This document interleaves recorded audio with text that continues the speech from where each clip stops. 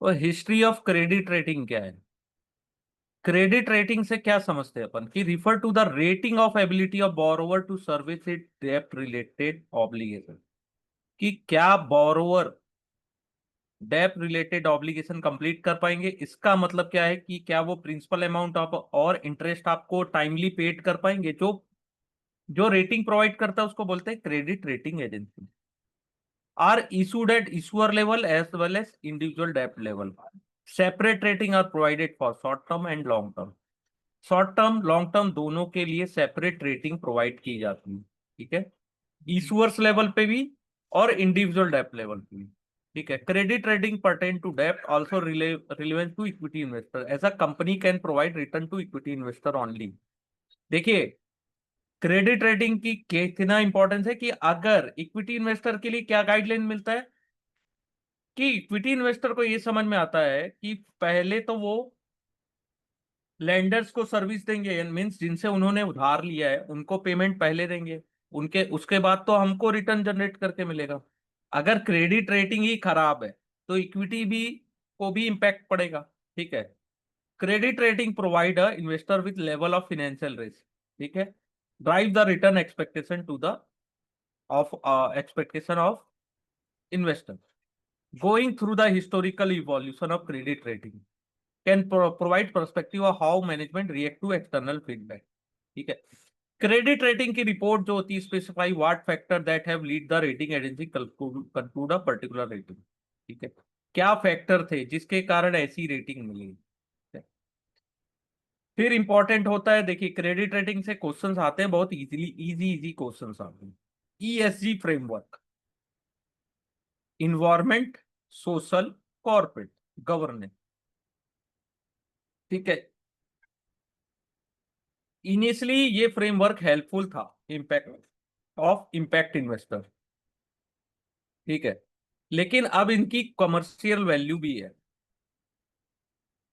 ESG का मतलब है कि how company activity affect the environment, कि company with low carbon emission and low contribution to pollution, जो कार्बन कम निकाल रही है और कंट्रीब्यूशन टू पॉल्यूशन भी लो है, तो वो बेटर है देन अदर्स। सोशल डेवलपमेंट्स में कैसी है कंपनी, सोशल डेवलपमेंट में means human rights, gender equality, many such social factor. ठीक है, तो जो कंपनी इन सब रैंकिंग में अच्छी है वो बेटर है देन अदर्स। ठीक है, कॉर्पोरेट गवर्नेंस स्टैंडर्ड फॉलो करती है कि नहीं कंपनी, ये भी इंपॉर्टेंट। तो ESG investor use ESG filter to shortlist their potential investment. ठीक है, the stock does not become a automatic investment, investor perform all other regular analysis. केवल ईएसजी के भरोसे नहीं होता है, बाकी भी एनालिसिस होती है जितनी अपन ने अभी तक पढ़ी है। इतने सब स्टडी करने के बाद लोग डिसाइड करते हैं। आप ये समझिए कि चैप्टर 4 से जो अपन ने स्टार्ट किया चैप्टर 7 तक जितनी भी चीजें अपन ने पढ़ी है सब एक एज अ रिसर्च एनालिस्ट अपने को स्टडी करना होता है। तब अपन कंक्लूजन लेते हैं कि स्टॉक कैसा होगा, बाय करेंगे सेल करेंगे कि बने रहेंगे। ठीक है, ईएसजी फ्रेमवर्क में बहुत सारे more focus on ethical criteria than financial. ठीक है, जैसे the proponents of framework cite several financial advantage can accrue company following ESG framework. जैसे कंपनी फोकस करी environment face minimum disruption on account of regulatory intervention of environmental activism. ठीक है, company working towards social cause generate positive recall value in the society. Sustainable production process can lead to less cost on account of power consumption, water usage। क्या company का power consumption ज्यादा है, water usage ज्यादा है। ठीक है,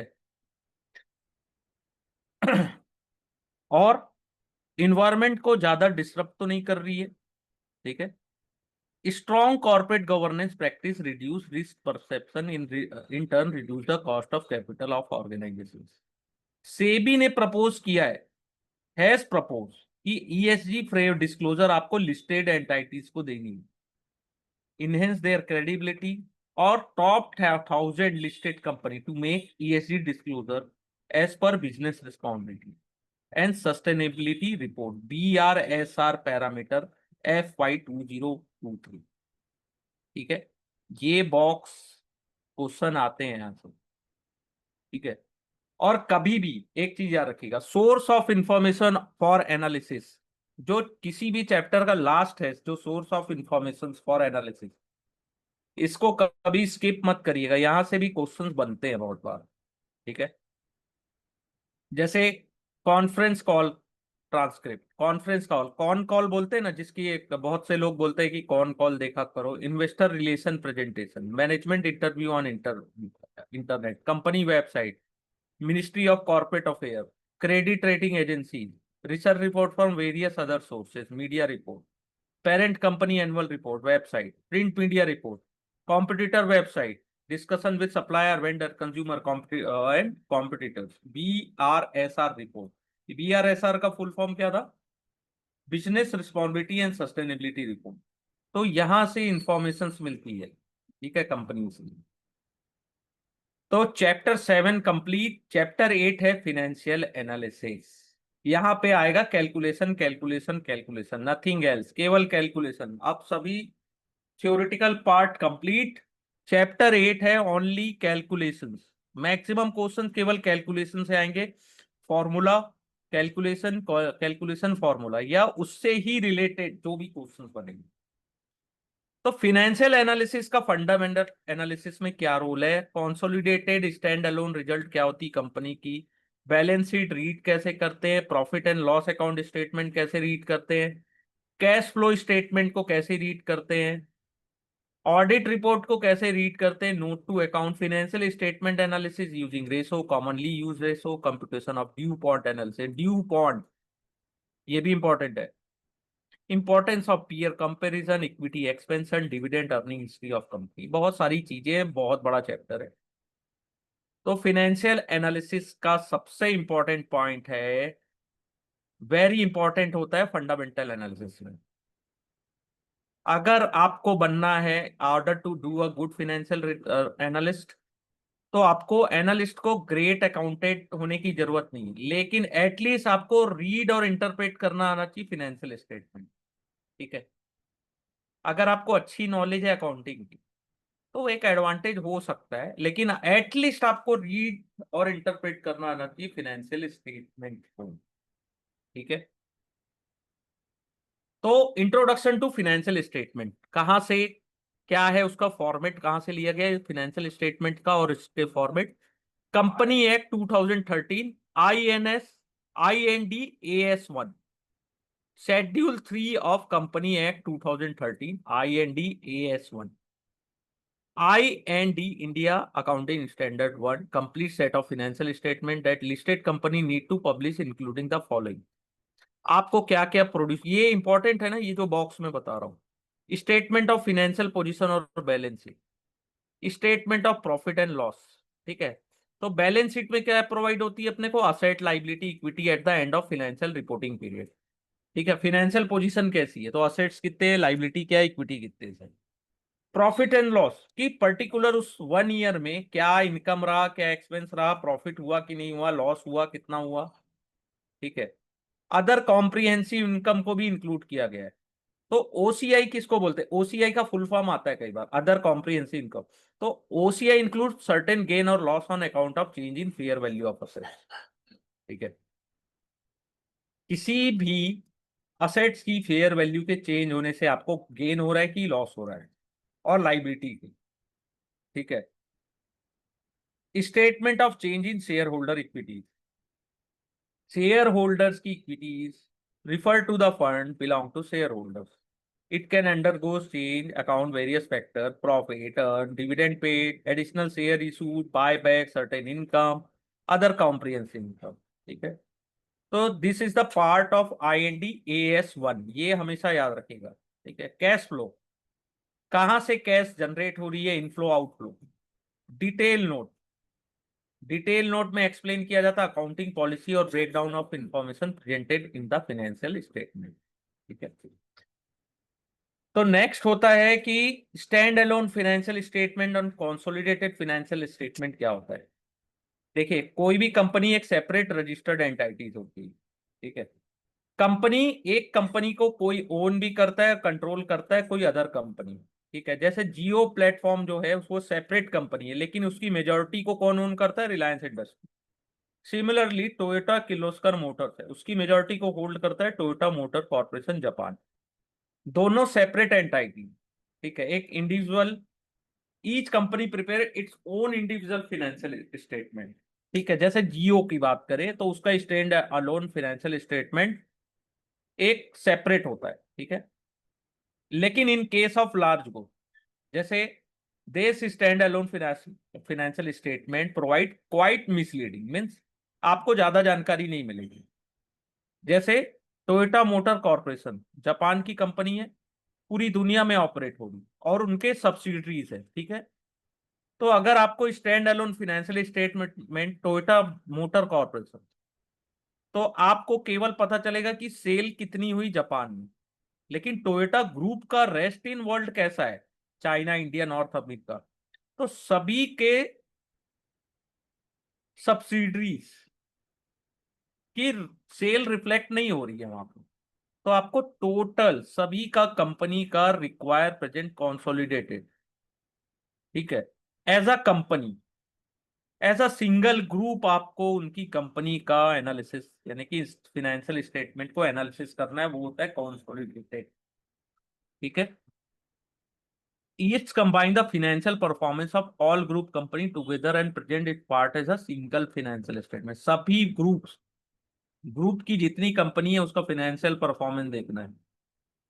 ठीक है, होता क्या है कि कोई कंपनी है जो कंट्रोल कर रही है किसी अदर कंपनी को, जिसके पास 50% से ज्यादा वोटिंग राइट्स है, और उनके पास राइट है कि appoint the majority of board of directors. ठीक है, कंपनी जो दूसरी कंपनी को कंट्रोल करते हैं उसको जनरली रिफर बोलते हैं होल्डिंग कंपनी और पेरेंट्स कंपनी। ठीक है, और जिसे कंट्रोल किया जाता है उसे बोलते हैं सब्सिडरीज। ठीक है, while analysing company from perspective of equity analysis, consolidated statement को जनरली ज्यादा प्रीफर किया जाता है ओवर द स्टैंड अलोन। ठीक है, क्योंकि कंसोलिडेटेड में ज्यादा बड़ी पिक्चर समझ में आती है आपको। ठीक है, there may be situation that present prevent a subsidiary company from distributing dividend to the parent company। ठीक है, क्योंकि उनकी जियोग्राफी अलग है। ठीक है, तो वेयर द सब्सिडी कंपनी है एग्री अंडर द डेब्ट covenant not to pay any dividend to share holder, in such scenario important to analyse the stand alone financial position of parents company, जहां पे dividend दिया जा रहा है लेकिन main company को नहीं दिया जा रहा। ठीक है, दैट कुछ सिचुएशन ऐसी होती है ना कि आपको मेन जो कंपनीज है उसको डिविडेंड नहीं मिल रहा है, तो वहां पे स्टैंड अलोन को भी देखना पड़ेगा। सेबी रेगुलेशन के अनुसार सभी लिस्टेड कंपनी को consolidated financial statement annual basis पे पब्लिश करनी है।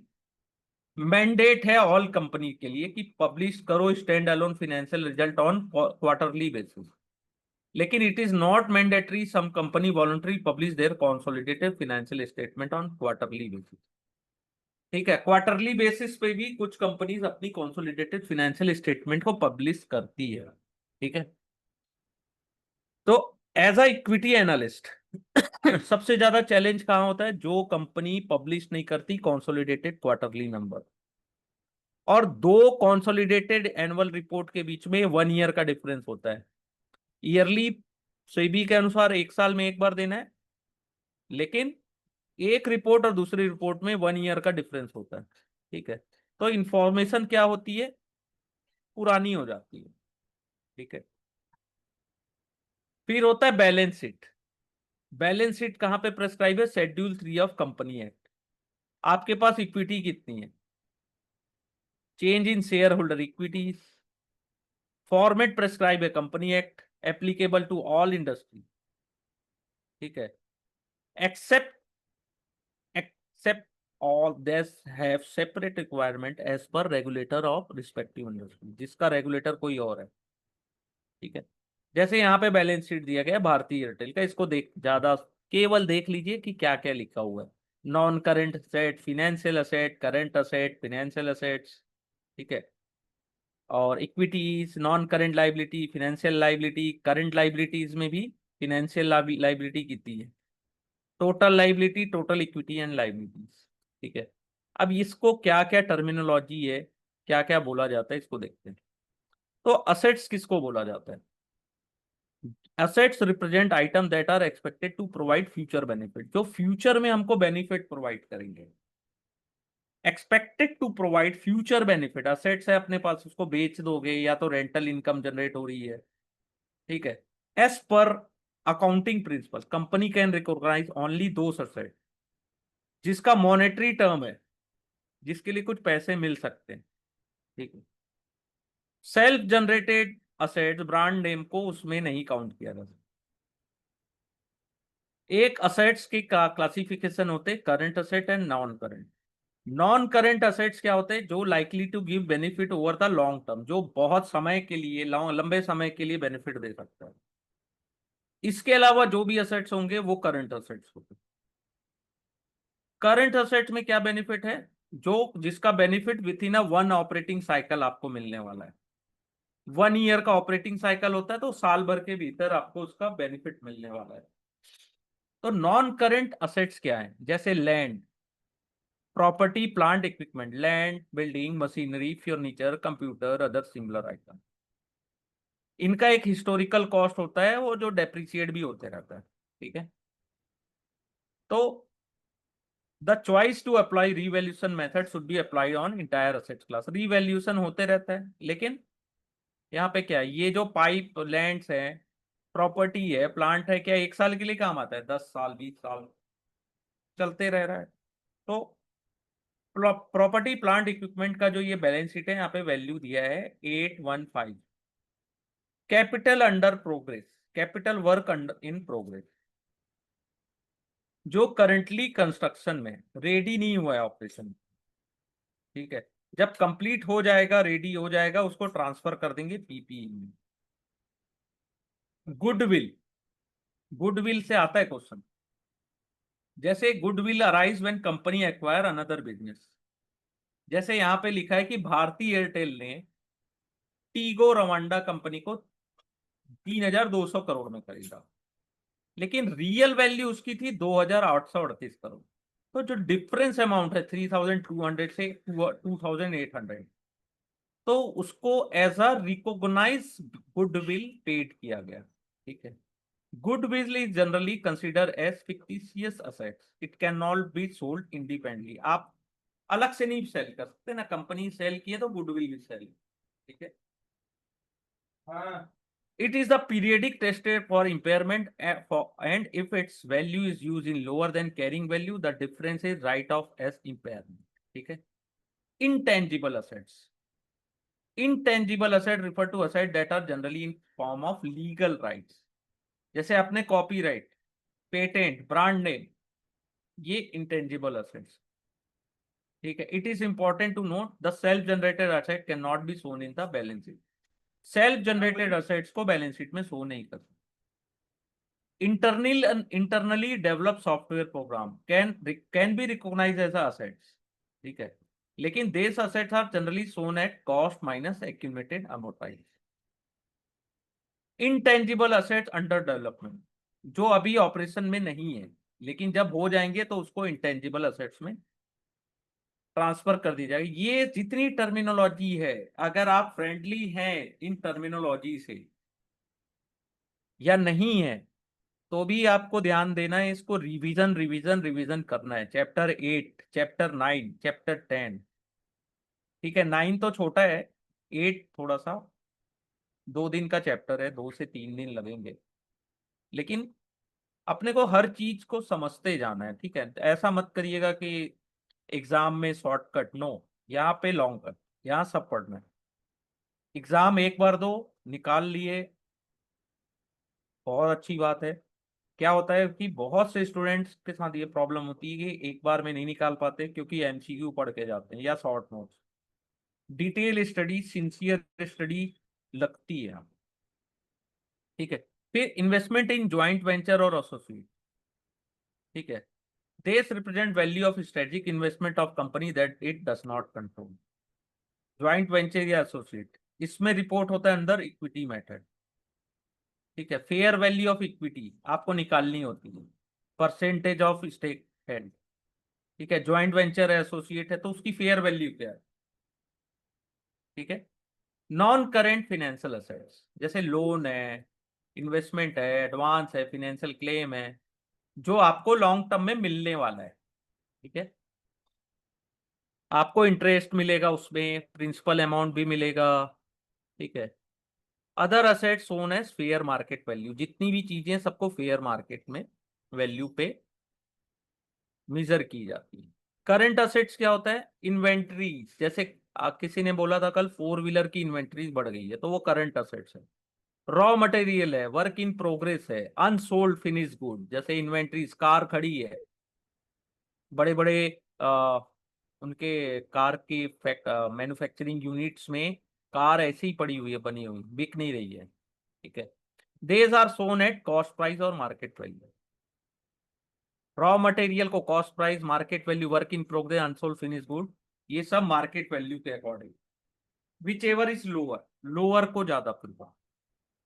करंट फिनेंशियल असेट्स जैसे कैश है, कैश इक्विवेलेंट, बैंक बैलेंस है, शॉर्ट टर्म इन्वेस्टमेंट है, रिसीवेबल है। ठीक है, cash and cash equivalent means cash है आपके पास, बैलेंस है करंट अकाउंट में, एफडी है शॉर्ट टर्म की मनी मार्केट इंस्ट्रूमेंट है, जिसका 1 साल से कम के लिए होता है, 1 year, less than 1 year. Bank balance including balance in all bank other than included in cash equivalent. Receivable जो आपको कस्टमर से रिसीव होने वाला है।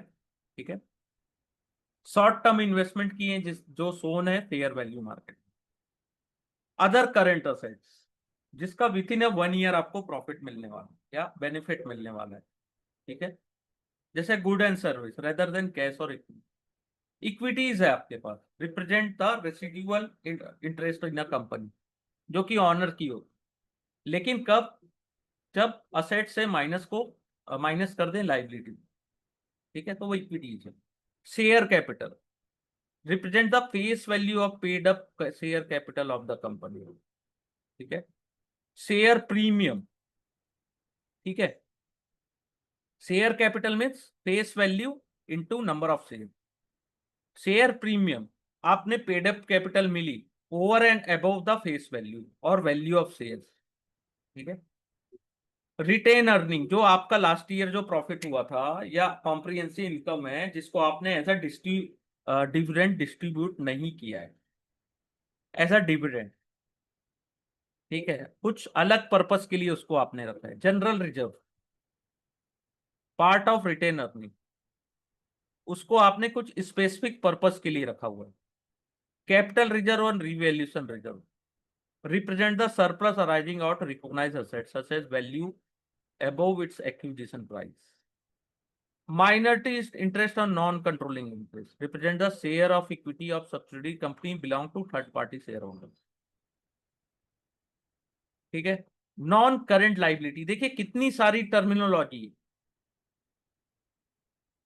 देखिए मैंने आपको प्रॉमिस किया था 15 डेज में मैं क्लासेस कंप्लीट कर दूंगा, लेकिन आप लोग के ही इंटरेस्ट से मैं इसको डिटेल में पढ़ा रहा हूँ, क्योंकि मुझे ऐसा लगता है कि हम सभी मार्केट के पार्ट हैं। लेकिन ये सब 1-2 दिन आप अच्छे से, जितना मैं स्लोली पढ़ा रहा हूँ, 1-2 दिन अगर थोड़ा सा रिवीजन करेंगे, चैप्टर 8 कुछ भी डिफिकल्ट नहीं है। 1 बार 2 बार 3 बार रिवीजन करो, खत्म, सब समझ में आ जाएगा, एक एक टर्मिनोलॉजी समझ में आ जाएगी। इन सभी टर्मिनोलॉजी से कुछ ना कुछ क्वेश्चंस आते ही हैं। नॉन करेंट लाइबिलिटी जिसको अपन फुलफिल करना है आफ्टर 1 ईयर, जैसे लॉन्ग टर्म डेट, आपने उधारी ली है, लंबे समय के लिए लोन लिया है, बॉन्ड इशूड किए, नोट्स इशू किए, जिसका पेमेंट आपको 1 साल से ज्यादा के लिए करना है, यानी कि कंटिन्यू करते ही रहना है। ठीक है, लॉन्ग टर्म डेट लिया आपने, बोरोइंग है आपकी। ठीक है, फिर है लीज लाइबिलिटी, कंपनी ने साइन किया lease of any asset of periodic that is more than 1 year, इसे लीज लाइबिलिटी बोलते हैं। Fair value of lease minus the amount repaid. ठीक है, डेरिवेटिव इंस्ट्रूमेंट जो साल भर से The amount shown on liability side represent mark to market losses arising out account of derivative contract. Derivative contract के कारण आपको क्या losses हुई? Loss on contract settle after a period of 1 year. Loss तो हुआ लेकिन उसको सेट किया आपने साल भर के बाद। जैसे डेरिवेटिव कॉन्ट्रैक्ट का आपको याद होगा कि इंडसइंड बैंक में डेरिवेटिव कॉन्ट्रैक्ट से उनको बहुत बड़ा लॉस हुआ। ठीक है, इंडसइंड बैंक अगर वो 1 ईयर के भीतर अगर सेटल होता है तो उसको करंट लाइबिलिटी बोलते हैं। ठीक है, other long term financial liability represent any other obligation that has to be paid in monetary term beyond a period of 1 year. जैसे डिफर रेवेन्यू। क्या है डिफर रेवेन्यू? क्या है, क्वेश्चंस आते हैं, पहले समझिएगा। It represent the value of future obligation to be provide to order revenue transaction that has already happened. जैसे एक कस्टमर है, 6 महीने का आपने प्रीपेड प्लान लिया 1200 रुपया देके। अब क्या है कि 1 मंथ, 1 महीने के बाद 200 रुपया आपने एज ए रेवेन्यू कंपनी को मिल गया, रिकॉग्नाइज कर लिया कि 200 रुपया मिल गया। लेकिन आने वाले 5 मंथ आपको 1000 रुपीज, ठीक है, 1000 रुपीज को एज अ 5 मंथ वैलिडिटी है, तो उसे डिफर रेवेन्यू के तौर पे कंपनी देखती है, रिकॉग्नाइज करती है। जैसे मैंने साल भर का प्लान ले लिया मोबाइल का, रिचार्ज कर लिया, तो 1 मंथ का बेनिफिट मिल गया मुझे। नेक्स्ट मंथ का बेनिफिट उसके लिए जो रिमेनिंग पार्ट वो डिफर रेवेन्यू है। फिर होता है प्रोविजन, ये भी यहां से भी क्वेश्चंस आते हैं। प्रोविजन किसके लिए बनता है? Unknown purpose. ठीक है, provision represent amount set aside for liability which is yet to be fulfilled, यानी कि ऐसी लाइबिलिटी जिसको फुलफिल करना है। ठीक है, जैसे the most common example retirement benefit obligation, जो एम्प्लॉय को पे किया जाता है, कोई रिटायर होने वाले हैं, तो आप वो आपको पेड करना है, तो वो हुआ प्रोविजन में रखते हो उतना पैसा। Other example include provision toward warranty obligation, provision toward legal liability, provision toward obligation that have to meet beyond 1 year, उसे नॉन करंट लाइबिलिटी बोलते हैं। करंट लाइबिलिटी क्या होती है? 1 साल के भीतर जिसे आपको पेड करना है, within a 1 year. Current means 1 year के अंदर। It represent the amount payable to supplier of good and service within a 1 year. Short term debt, साल भर के भीतर में आपको डेट जो है उसका पेमेंट करना है। ठीक है, जो ड्यू है 1 year, with in a 1 year. ठीक है, short term provision, current portion of long term liability, differ revenue, ये सब बहुत इंपॉर्टेंट है, ये सबको देखिएगा अच्छे से। ठीक है, अगर ये सब टेक्निकल वर्ड्स से आप फ्रेंडली नहीं हो तो थोड़ा सा समय दीजिएगा खुद को एग्जाम देने से पहले, क्योंकि चैप्टर 7, 8 और 10 न्यूमेरिकल्स थ्योरी कुछ भी आता है वहां से। ठीक है, कई बार तो ईपीएस का फुल फॉर्म पूछ देता है। बैलेंस शीट मैट्रिक्स क्या होती है?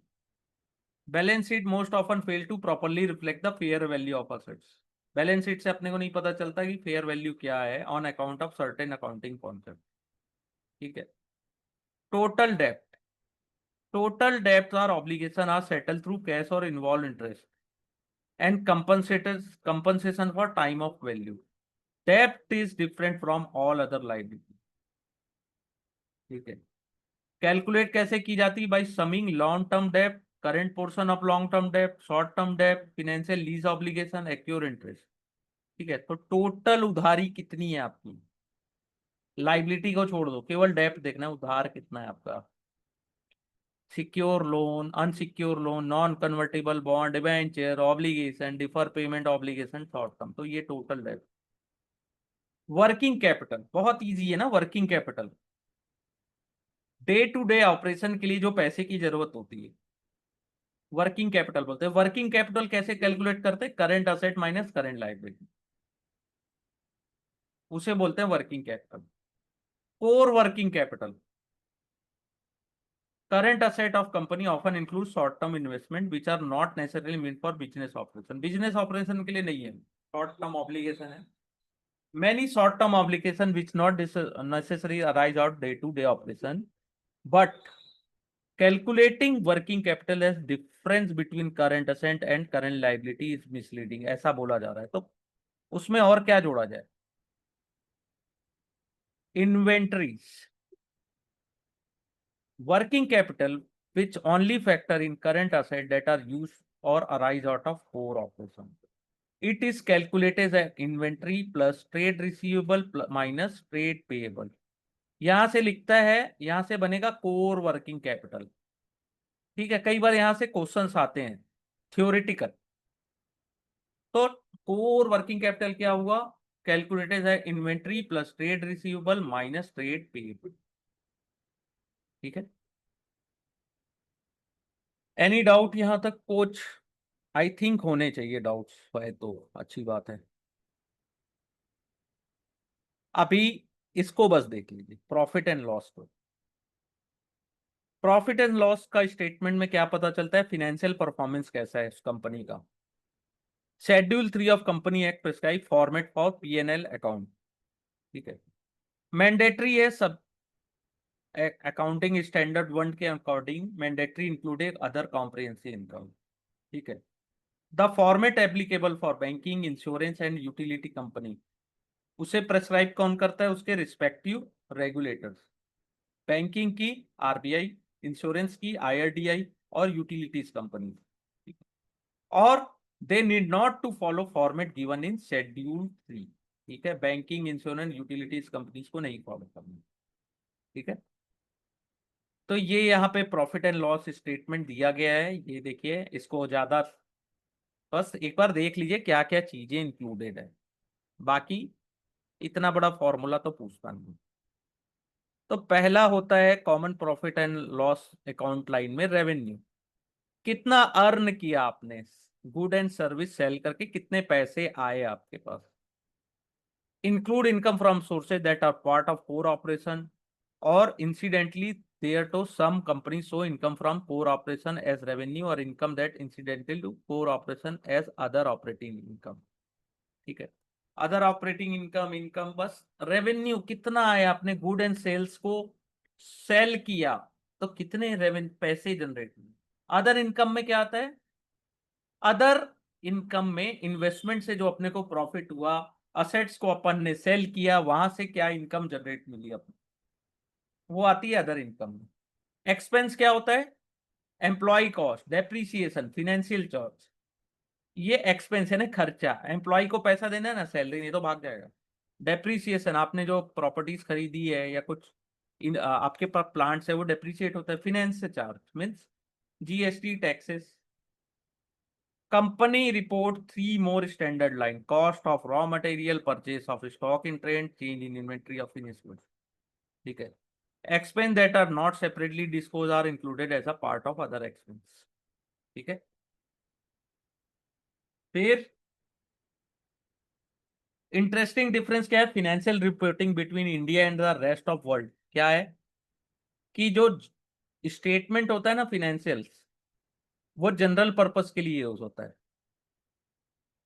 expected to be general purpose statement, while many other part of world expect them to cater primarily to the investors। ठीक है, ये इंपॉर्टेंट पॉइंट है, इसको हमेशा याद रखिएगा। This makes expense reporting in India very significantly compare to rest of the world.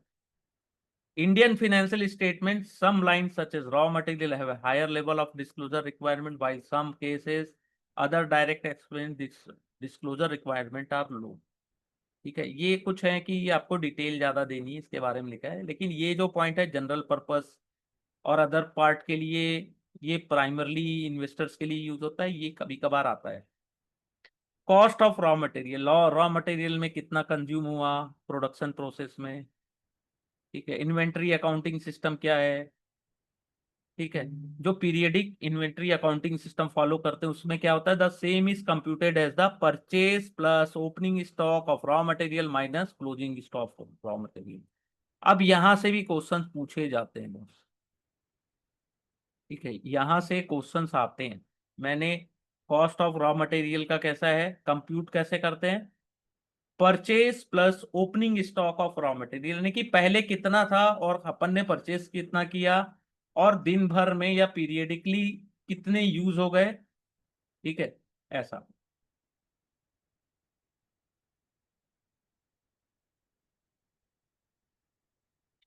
Change in inventory of वीप and finish goods, ये भी क्वेश्चन आता है। वर्क इन प्रोग्रेस को WIP भी बोलते हैं। ठीक है, generally accepted accounting principle, expenditure incurred toward production of good is retained in inventory until goods are disposed. ठीक है, तो ओपनिंग बैलेंस क्या है, क्लोजिंग बैलेंस क्या है, वर्किंग प्रोग्रेस और फिनिश गुड्स का। ठीक है, एम्प्लॉय कॉस्ट, उसमें welfare, salary, benefit, notional expense. ठीक है, stock based compensation granted, staff welfare, ये एम्प्लॉय कॉस्ट। डेप्रिसिएशन क्या है, depreciation refer to gradual permanent reduction in value of assets on account of aging, use and obsolescence। Means आप किसी product को use कर रहे हैं, कार यूज कर रहे हैं, प्लांट यूज कर रहे हैं, वो टाइमली क्या होता है, उसकी वैल्यू डेप्रिसिएट हो जाती है। ठीक है, 1 साल 2 साल पुराना यूज हो रहा है, बहुत ज्यादा यूज हो रहा है, इसके लिए। देखिए एक एग्जांपल आता है यहाँ, कार ऑपरेशन का, कैब ऑपरेटर जो है, उसके लिए डेप्रिसिएट उसकी फ्लीट कैसे होगी पता है, कि amount of distance car can travel in lifetime, car कितनी चली है इन लाइफ टाइम, उसके according. While another company depreciate based on its useful life measure in year, कितने साल यूज आई उसके अकॉर्डिंग। लेकिन कैब ऑपरेटर के लिए क्या होगा, कितना डिस्टेंस कवर की। लेकिन बाकी के लिए क्या है, कितने साल तक वो हमारे लिए यूज आई। एमोर्टाइजेशन क्या है, it's a gradual write off of intangible assets over the period of its life. Most company write off assets। Financial cost क्या है, जैसे इंटरेस्ट पेड कर रहे हो, processing fees, amortization of expense incur toward the security issuance. ठीक है, other expense that are not independently large, ज्यादा बड़े नहीं है, कंबाइन भी कर लो तो भी क्लासिफाइड कर लो। ठीक है, income from equity account entities. Yes yes, yes sir. हाँ वो एमोर्टाइजेशन और डिप्रिसिएशन में डिफरेंस क्या है? इसमें डिप्रिसिएशन और एमोर्टाइजेशन। उसमें क्या होता है कि राइट ऑफ कर दिया जाता है जो इंटेंजिबल असेट्स हैं जिसको अपन ने लंबे समय के लिए यूज किया। डेप्रिसिएशन में क्या होता है कि पर ईयर थोड़ा थोड़ा थोड़ा थोड़ा आपका वैल्यू, जैसे कार की वैल्यू क्या होती है, हाँ वही कम कम होते जाती। हाँ वो उसको हाँ डेप्रिसिएट बोलते हैं। इसको अभी और अच्छा डिटेल में ये अभी ही इसमें ये एबिटा में अपन देखेंगे, जो EBITDA होता है ना, उसमें अच्छे से देखेंगे। और एमोर्टाइजेशन में क्या होता है, राइट ऑफ करते हैं इंटेंजिबल असेट्स को। ठीक है, राइट ऑफ असेट्स खत्म। ठीक है, तो राइट ऑफ का मतलब एग्जैक्टली क्या हुआ फिर? लॉस में राइट दिखाना हुआ। राइट ऑफ का मतलब है लॉस में दिखा रहे हो और कंप्लीटली लॉस में दिखा रहे हैं। जैसे राइट ऑफ का मैक्सिमम यूज बैंक करती है, जो NPA हो जाते हैं ना अकाउंट, हाँ एक समय तक फिर NPA सर दिखाती है, लेकिन राइट ऑफ करती है ना तो उसको लॉस में दिखाना पड़ता है फिर। आपने देखा होगा कि बैंक कई बार प्रोविजन रखती है। प्रोविजन क्यों वो रखती है, बैड डेट राइट ऑफ। जैसे। हाँ, तो फिर मतलब नॉर्मली सर कंपनी फिर अमोर्टाइजेशन का जो वैल्यू है वो डिप्रिसिएशन के अगेंस्ट माइनस करके बता सकती है ना फिर? वो सभी कंपनी के लिए अलग अलग होता है, जैसे बैंक के लिए या कौन से सेक्टर को आप यानी प्रिफर कर रहे हो। जैसे मैंने बताया ना कि कैब ऑपरेटर के लिए डेप्रिसिएशन क्या होगा, कितना डिस्टेंस कार चला है लाइफ टाइम में। लेकिन सेम कार की वैल्यू जो है वो क्या करेगी, यूजफुल लाइफ, कितना लाइफ आपने उसको यूज किया, पर ईयर कितना यूज किया, भले ही खड़ी रही वो गाड़ी, लेकिन पर ईयर उसका डेप्रिसिएशन कैलकुलेट होगा। तो डिपेंड करता है कि आप कौन से इंडस्ट्री से बिलोंग करते हो, उसके अकॉर्डिंग। ठीक है, मतलब सर फिर हर बार मतलब अमोर्टाइजेशन दिखाए जाए ही ये इम्पोर्टेंट नहीं है? नहीं नहीं, मेनली डिप्रिसिएशन ही दिखाएंगे, बट कंपेयर अगर हाँ इस हाँ हाँ इंडस्ट्री में बोला होगा तो ही हम लोग अमोर्टाइजेशन दिखाएंगे। हाँ, ओके। ठीक है। और किसके लिए होता है, इंटेंजिबल असेट्स के लिए अमोर्टाइजेशन। ठीक है, exceptional item and non recurring item, जैसे देज रिफर टू इनकम और expense that do not normally arise under normal course of business. जैसे कोई लॉस हो गया आपको नेचुरल, जैसे बाढ़ आ रहा है अभी बहुत जगह, इंडस्ट्री खत्म कई जगह की, यानी कि पानी भर गया, कुछ सुनामी आ गया, आग लग गई, नेचुरल कैलामिटीज में। हाँ ठीक है, कुछ रेगुलेशन चेंज हो गए, वन टाइम रेगुलेटरी चार्जेस आपको पेड करने हैं, ठीक है, जो वापस नहीं आएगा, नॉन रिकरिंग, ठीक है। टैक्स, करंट टैक्स आप दे रहे हो, मैट दे रहे हो, डिफर्ड टैक्स दे रहे हो, ठीक है। करंट टैक्स क्या होता है? Tax payable for a given year other than MAT. MAT क्या होता है? उसको यूटिलाइज करते हैं as a credit for future. MAT को असेट्स की तरह शो किया जाता है बैलेंस शीट में, लेकिन अगर कंपनी बिलीव करती है या तो हमको क्रेडिट मिल जाएगा विथ इन अलाउड ड्यूरेशन, अगर वो नहीं होता है तो उसको एज अ एक्सपेंस अपन P&L अकाउंट में शो करते हैं, ठीक है। डिफर्ड टैक्स इनकम और एक्सपेंस है, नो कैश इम्पैक्ट, ठीक है। इसका क्यों ऐसा होता है कि अपन ने अकाउंटिंग ट्रीटमेंट जो दिया है, given to recognize future tax benefit or obligation that arise on account of event that has occurred in the past, ठीक है। अकाउंटिंग ट्रीटमेंट आपने कैसा दिया उसके according. Profit allocated to non controlling interest, minority interest means refer to the amount of profit of subsidiary company that belong to external shareholder of subsidiary, ठीक है। तो आपके माइनॉरिटी या इंटरेस्ट यानी कि आपके सब्सिडरीज कंपनी ने दिया है आपको एज अ डिविडेंड, ठीक है। अब यहां पे देखिएगा, अर्निंग पर शेयर ईपीएस, दो टाइप के होते हैं ईपीएस, याद रखिएगा, बेसिक और diluted. EPS is calculated divided by net profit को जब equity share holder number of share outstanding से डिवाइड करते हैं in the term of EPS. एक होता है बेसिक, नेट प्रॉफिट को डिवाइड करते हैं weightage average number of share outstanding. Diluted में क्या करते हैं, ईपीएस से क्या होता है कि जो स्टॉक, यानी कि अपन ने देखा होगा diluted EPS assume that instrument जिसको कन्वर्ट किया गया इक्विटी शेयर्स में, कन्वर्टेड जो अपन ने बॉन्ड्स के बारे में पढ़े थे ना, नॉ कन्वर्टेबल बॉन्ड, अब कन्वर्ट कर दिया गया, चाहे वो वारंट की तरह, चाहे स्वैप की तरह, या कन्वर्टेबल इंस्ट्रूमेंट की तरह। तो उससे क्या होता है, आपका जो एग्जिस्टिंग शेयर स्टेक्स है होता है वो डाइल्यूट हो जाता है, जिसके कारण नंबर ऑफ नेट प्रॉफिट भी जो होता है वो डाइल्यूटेड शेयर्स के साथ काउंट होता है, इसलिए उसको डाइल्यूटेड ईपीएस बोलते हैं। क्लियर ये चीज? आप हेलो सर। आप आपके पास 100 शेयर है ना, मैंने क्या किया, फ्रेश शेयर इशू कर दिए, क्योंकि मैंने बॉन्ड बॉन्ड में इन्वेस्टमेंट किया था, यानी कि बॉन्ड मैंने इशू किया था, लेकिन कुछ समय बाद वो बॉन्ड्स शेयर में कन्वर्ट हो गए, ठीक है, डिवेंट इंस्ट्रूमेंट। तो क्या हुआ, अब 100 शेयर थे, अब 150 शेयर हो गए। तो 100 शेयर में जो ईपीएस था, प्रॉफिट तो उतना ही है, 100 शेयर में सेम प्रॉफिट है। अब ईपीएस ज्यादा था, लेकिन 150 शेयर में सेम प्रॉफिट को अगर डिवाइड करेंगे तो ईपीएस कम हो जाता है, क्योंकि हमारा शेयर का जो काउंट है वो भी डाइल्यूट, स्टेक भी हमारा डाइल्यूट। जहां 100 लोगों को खाना खिलाना था वहां पे अब 150 को खिला रहे, तो ईपीएस डाउन हो। यस, आप पूछिए सर। यस। सर ये यहाँ पे जो लिखा है बेसिक ईपीएस के लिए कि नेट प्रॉफिट को हम लोग weighted average number of share से आउटस्टैंडिंग से डिवाइड करेंगे। तो हाँ, ये weighted average number of share कैसे निकालेंगे हम लोग आउटस्टैंडिंग से? आउटस्टैंडिंग नहीं, टोटल शेयर कितने हैं, ठीक है, एवरेज नंबर ऑफ शेयर कितने हैं अपने पास। जब भी अपर अपन को ईपीएस निकालना रहता है तो कैसे निकालते हैं, नॉर्मल ईपीएस किसी कंपनी का निकालना होता है तो, net profit upon total outstanding shares. हाँ बस वेटेज है ना। हाँ। लेकिन डाइल्यूटेड, अब इसको समझ गए ना, सेम है, वो वेटेज को छोड़ दीजिए, बस वेटेज वर्ड को अगर हटा दीजिए।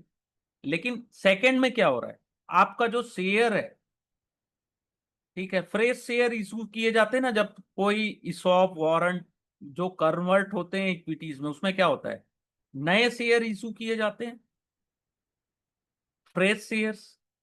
तो आपका नंबर ऑफ आउटस्टैंडिंग शेयर भी बढ़ जाता है, आपकी स्टेक डाइल्यूट हो जाता है, ईपीएस भी डाइल्यूट हो जाता है उसके ऊपर। बेसिक यानी नॉर्मल ईपीएस की बात करता है। तो सर मतलब अभी जो डाइल्यूटेड ईपीएस का हम लोग कैलकुलेशन कर रहे हैं वो तो फिर बहुत रेयरली होता रहेगा ना, क्योंकि हर हर बार तो कोई ना कोई बोनस शेयर या इसमें इक्विटी में कन्वर्ट तो होता नहीं रहेगा। नहीं, बोनस में कहाँ होता है, बोनस में क्या होता नहीं है? बोनस आई मीन जो अभी उन्होंने राइट इशू या फिर जो डिबेंचर वगैरह इशू किए हैं जो कन्वर्ट होंगे बाद में इक्विटी में, फ्रेश शेयर जहाँ जब पे इशू होगा। वो जब इक्विटी में कन्वर्ट होंगे तब भी अपना डाइल्यूटेड ईपीएस वाला पार्ट आएगा ना, अदरवाइज सिर्फ हम लोग बेसिक ईपीएस ही कंसिडर करेंगे। एक अभी अभी मेरे पास 100 शेयर है, ठीक है, टोटल कंपनी के 100 शेयर है।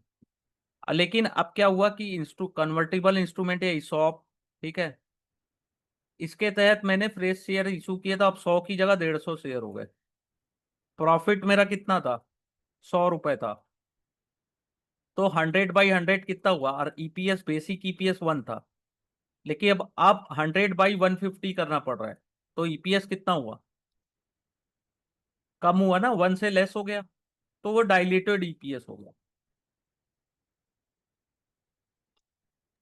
नहीं नहीं वैसा नहीं पूछ रहा हूँ, मैं बोल रहा हूँ लाइक ये डाइल्यूटेड ईपीएस सिर्फ उसी इवेंट में कंसिडर होगा क्या हाँ जहाँ हाँ, पे नहीं उसी इवेंट में नहीं, उसके बाद वो यानी कि एक बार डाइल्यूट हो गया केवल उसमें ही, हाँ वो भी बोल सकते हैं।